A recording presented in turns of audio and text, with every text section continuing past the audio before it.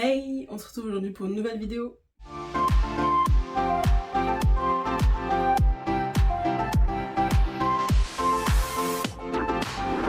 Comme vous avez pu le voir dans mes dernières vidéos, je suis allée au Canada. Donc j'ai effectué un stage, je vous ai un petit peu montré où c'était, ce que j'ai fait rapidement.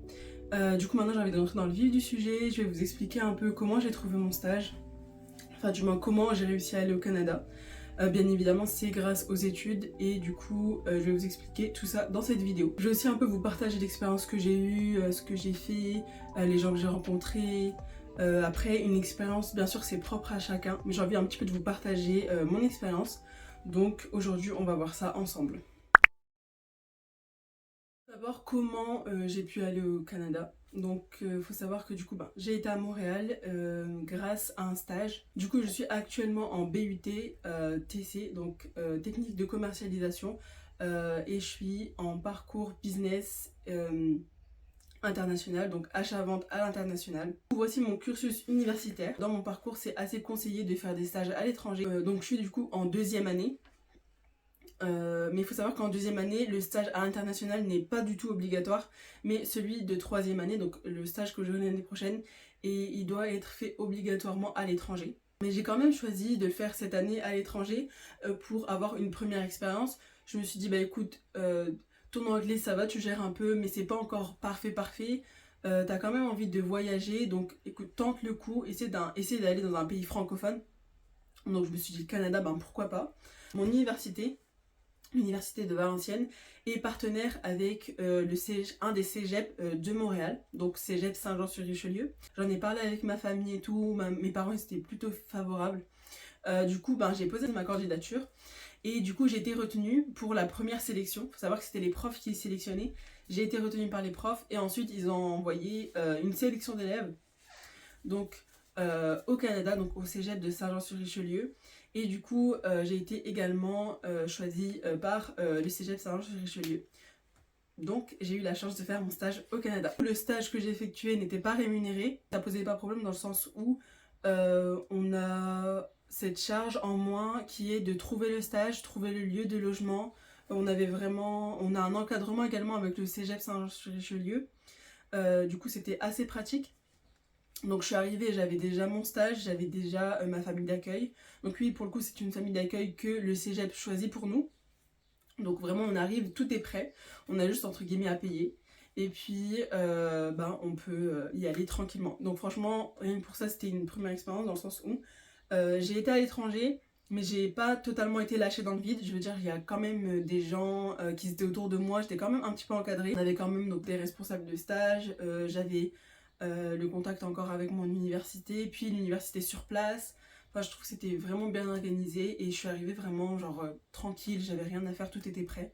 J'avais plus qu'à vivre mon expérience et du coup, rien que pour ça, c'était nickel. J'ai effectué mon stage donc du coup dans l'événementiel.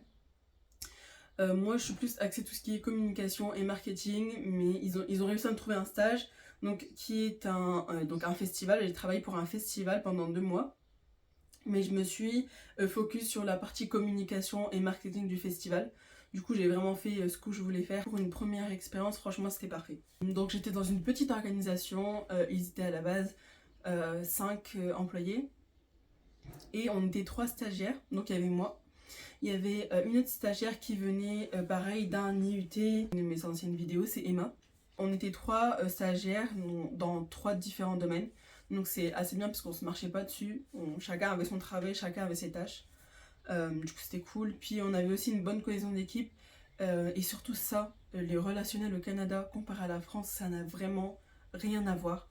À savoir déjà tu tutoies tout le monde, mais vraiment tout le monde. Mon responsable, je le tutoyais. C'est assez perturbant au début. Donc voilà, du coup même mon responsable, je le tutoyais, on se tutoyait tous. On avait des discussions informelles pratiquement tout le temps. Enfin, je veux dire, il n'y a pas de différence, il y a pas de... Franchement, c'était trop bien. J'ai travaillé avec mon foulard et personne ne m'a regardé, genre. Franchement, ça m'a chargé, j'étais trop contente. Je suis rentrée et tout, j'avais mon foulard, il n'y a personne qui me disait rien. C'était nickel. Mais vraiment, c'est vraiment un pays ouvert. C'est pas une blague quand on dit, ouais, le Canada, c'est ouvert, machin. C'est pas un mythe, hein. C'est vraiment vrai. Déjà, la France, là, je comprends pas trop, mais bon, bref, c'est un autre débat. Donc j'ai envie de vous dire, si vous voulez une expérience comme ça, essayez de travailler tout en étant vous-même.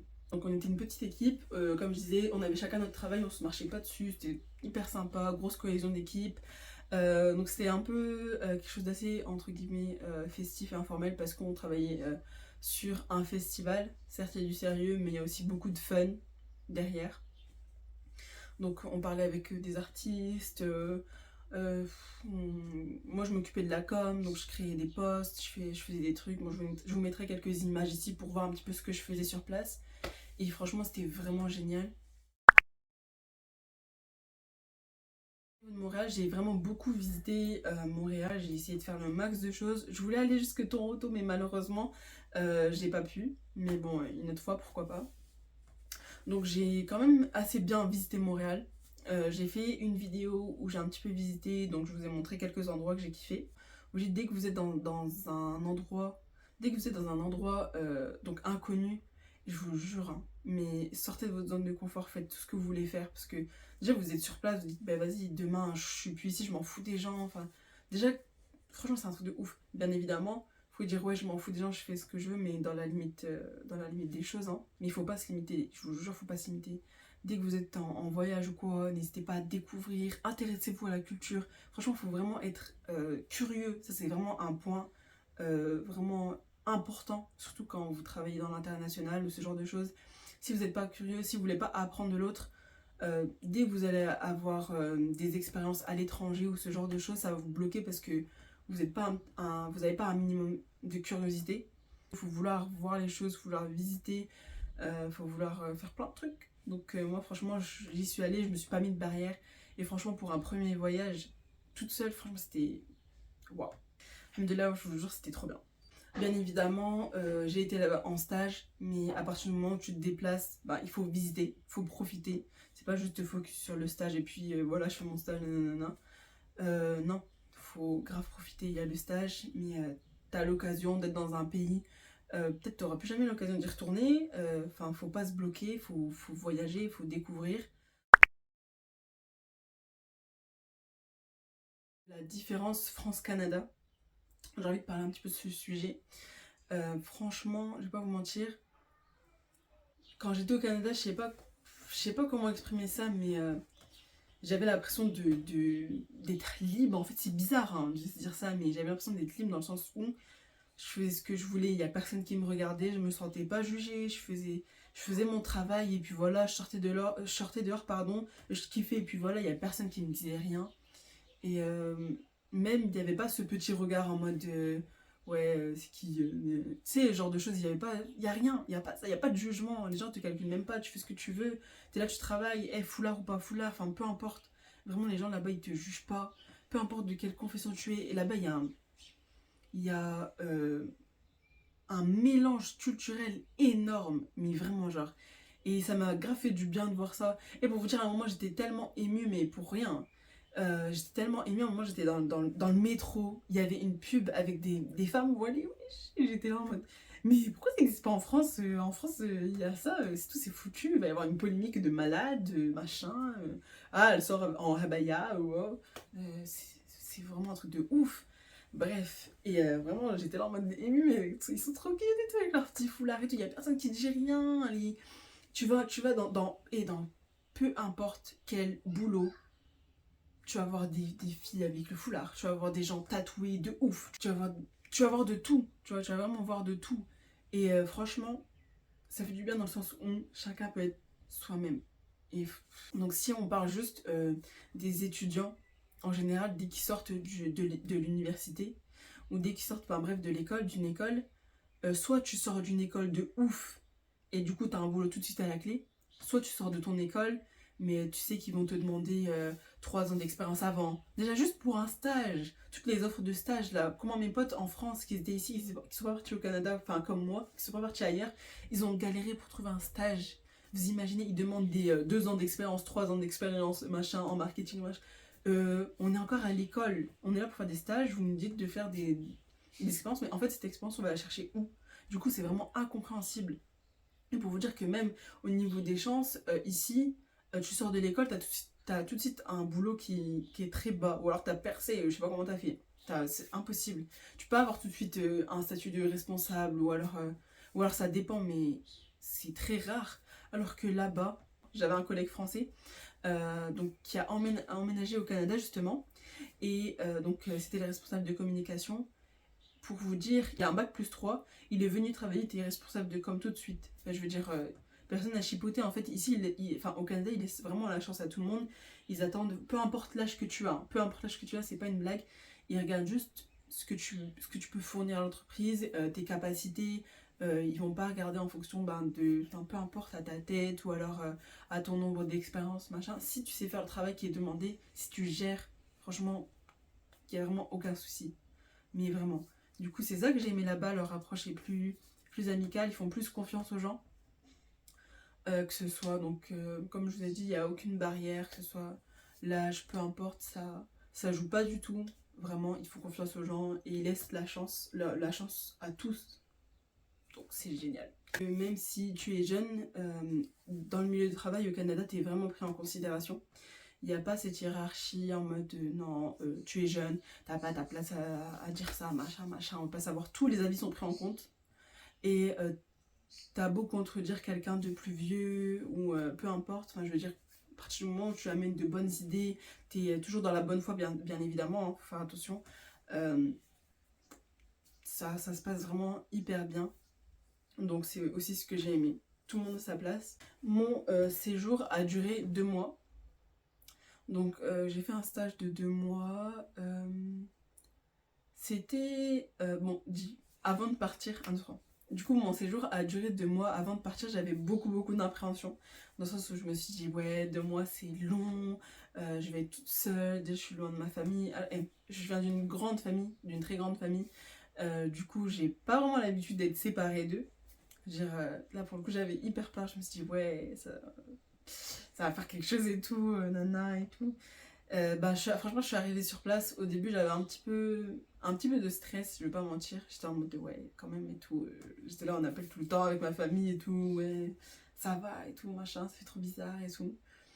Mais au bout d'un certain temps, comment je m'y suis habituée, les amis, mais vraiment, genre, vraiment, le calme.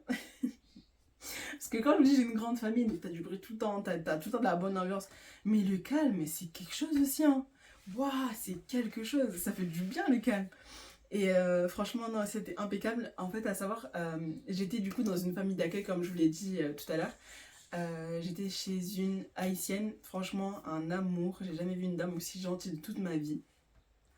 Et du coup, elle habitait toute seule. Elle a des enfants, mais ils étaient grands, du coup, ils n'étaient pas à la maison. Et j'habitais avec elle, enfin j'ai séjourné avec elle pendant 2 mois et franchement c'était vraiment impeccable. Et je peux vous dire que sortir d'une famille, donc d'une maison où il y a 8 9 personnes des fois, et arriver dans une maison où t'as 2 personnes, et en plus une maison grande, mais t'es dans le calme, mais complet et très serein d'ailleurs. Et franchement j'ai vraiment kiffé. D'autant plus que c'était une religieuse, donc c'était une chrétienne. Euh, Elle était toute mignonne dans son truc et tout. Puis des fois on échangeait, on parlait un petit peu de politique. Des fois ça bifurquait un petit peu sur la religion. Je l'écoutais. Franchement c'était vraiment trop bien. Et donc franchement c'était magnifique. J'ai passé 2 mois avec une perle. Je suis trop contente et ça m'a fait hyper plaisir. Et pour vous dire, tellement c'était un amour, elle est venue me chercher avec un petit bouquet de fleurs et tout. Je vous l'ai montré dans les vidéos, mais il me semble que je l'ai enlevé. Mais elle est venue me chercher avec un petit bouquet de fleurs, je le mettrai et tout. Elle est trop cute. Bref, en tout cas, je l'aime. J'ai fait à peu près tout Montréal. Pas complètement, parce que certes j'ai 2 mois, mais je faisais du 35 heures semaine. J'avais que les week-ends et parfois les soirs. Et comme je faisais un festival, j'étais la plupart du temps, je travaillais vraiment en soirée. Je faisais du 19h, 21h. Je faisais vraiment des heures assez tard, assez tardives. Parce que tout simplement on faisait un festival et puis les spectacles ça commence le soir. Donc tu dois être mobilisé le soir. Mais j'ai quand même eu l'occasion de visiter quelques endroits. Comme je vous l'ai montré, donc j'ai fait le Bioport, j'ai fait beaucoup de choses. Du coup, je vais vous faire mon top 5 favoris de ce que j'ai kiffé à Montréal. Que ce soit endroit, bouffe, peu importe. Je vais faire mon top 5. Déjà, en tout premier, mais genre, il n'y a rien qui égale. C'est une boutique coréenne qui s'appelle le marché Gangnam, je crois. C'est une petite boutique, ça faisait comme un 24-24 en Corée. T'étais là, tu pouvais te poser pour manger, je vous mettre quelques petites vidéos et tout. C'était trop bien, mais vraiment, genre, la boutique de ma vie, j'ai été au moins 3-4 fois en mode ah. Et puis j'allais manger mes petites glaces comment ça s'appelle là? Au pois rouge, là, aux haricots rouges. Deuxième endroit que j'ai grave kiffé, oh, encore un truc coréen. Une boulangerie coréenne qui s'appelle la Croffle. Non, la Croffle ou la Croff. Je vais vous mettre ça juste ici aussi. C'est en fait, un croissant. Donc une pâte à croissant qui est enroulée dans du sucre. Et après, ils le cuisent dans un gaufrier. Et je vous jure, ça aussi, c'est une tuerie. J'ai jamais mangé quelque chose d'aussi bon. Pareil, j'ai été 2 fois. Pourtant, c'est loin de là où j'habitais du centre, hein. Mais on y a été 2 fois parce qu'on a grave kiffé. Troisième chose que j'ai kiffé à Montréal, c'est les friperies. Les friperies Renaissance.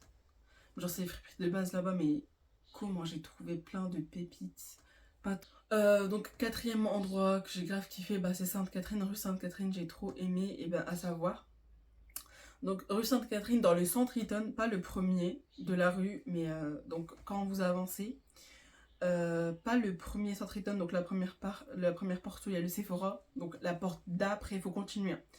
Et cette porte-là, il faut descendre tout en bas, et il y a comme un genre de food court. Donc t'as plein de restaurants de plusieurs trucs, je sais pas, t'as du chinois, t'as des trucs de kebab, t'as vraiment beaucoup de trucs. Mais au milieu, il y a Juego Juice, je crois. Juego Juice. Et mon smoothie, mais le meilleur de ma vie, de toute ma vie que j'ai goûté, hein. Mais vraiment, c'est le fruit du dragon. Non, c'est pas ça. Le feu du dragon s'appelle. Le feu du dragon. Si vous avez l'occasion d'y aller, vous n'allez pas y aller juste pour un smoothie, mais bon, bref. Si vous avez l'occasion d'y aller, je vous jure, goûtez ce smoothie, c'est une tuerie. Je pense qu'en 5, je vais mettre Mont-Royal. Donc, Mont-Royal, la montagne. Tout à l'heure, je parlais de Mont-Royal, mais c'était vraiment la rue. Maintenant, Mont-Royal, la montagne, on est monté jusqu'en haut. On l'a fait 2 fois. Donc, on a été une fois, donc on est allé vers le lac. Puis après, on est monté tout en haut. Pareil, je vous mettrai des images. Mais c'est trop bien, c'est beau, on voit la ville. Franchement, c'est impeccable. Donc, outre ça, j'ai aussi passé vraiment beaucoup de moments sans forcément visiter les choses. J'ai aussi passé beaucoup de moments juste à kiffer, à regarder dehors. Une fois, mon meilleur moment, je crois que c'est un truc bête, hein, mais mon meilleur moment, c'est un sort de festival. Du coup, on avait fini tard. On a fait du vélo pour se rapprocher du centre pour qu'on puisse rentrer chez nous. Et je vous jure, hein, faire du vélo le soir comme ça, voir la ville, et c'était magnifique. Mais vraiment. C'est à ce moment-là je me suis dit, et subhanallah, je suis loin de chez moi et tout. Et franchement, je kiffe. C'est trop beau. Franchement, j'ai vraiment kiffé.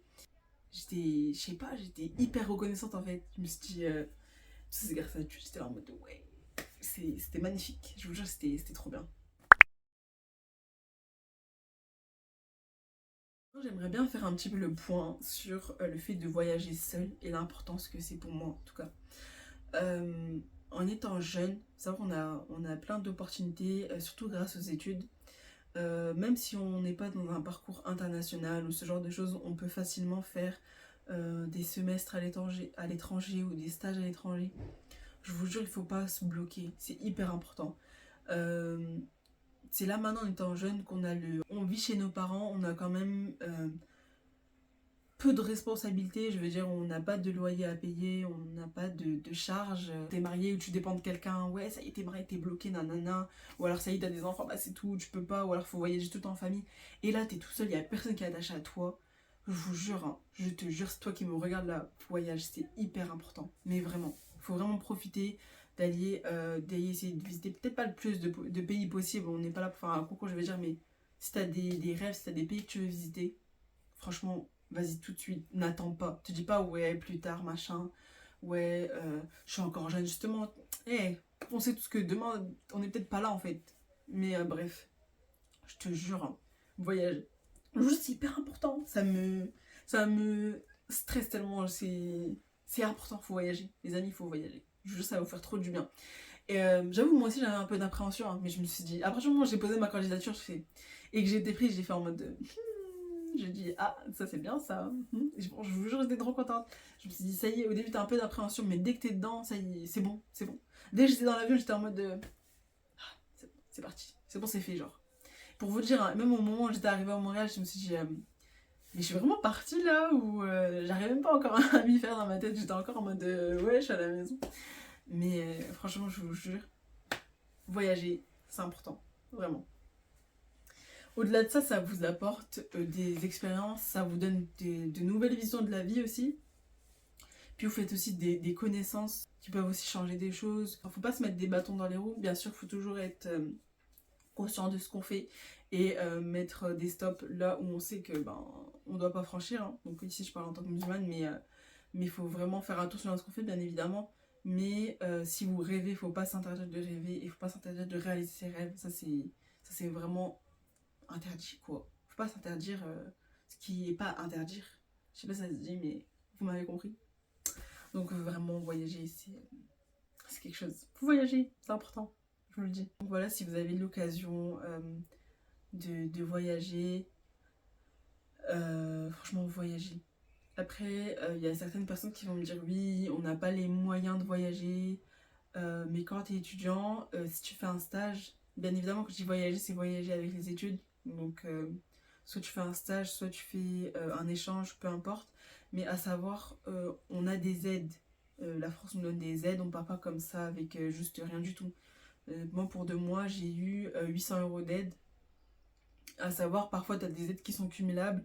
Là, comme ça faisait pas partie d'Erasmus, j'ai pas pu avoir des aides cumulables, mais j'ai eu une bourse amie.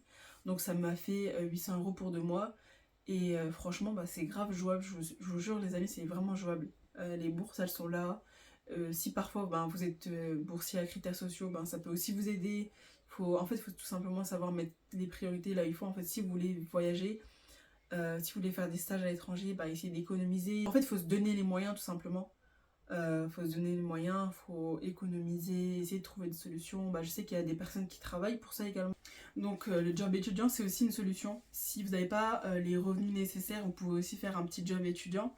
Bien évidemment, c'est un peu plus difficile dans le sens où aller en cours et avoir un job étudiant, c'est vraiment une grosse charge.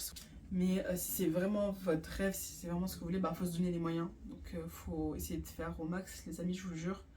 Mais c'est vrai que c'est important. Voilà. Donc voilà les amis, si j'ai un dernier conseil à vous donner, c'est vraiment donnez-vous les moyens, surtout si vous voulez voyager, tout est possible, d'accord? Vraiment tout est possible, faire confiance à Allah, je vous jure, tout est possible. Vraiment. Prenez soin de vous, on se dit à la prochaine vidéo.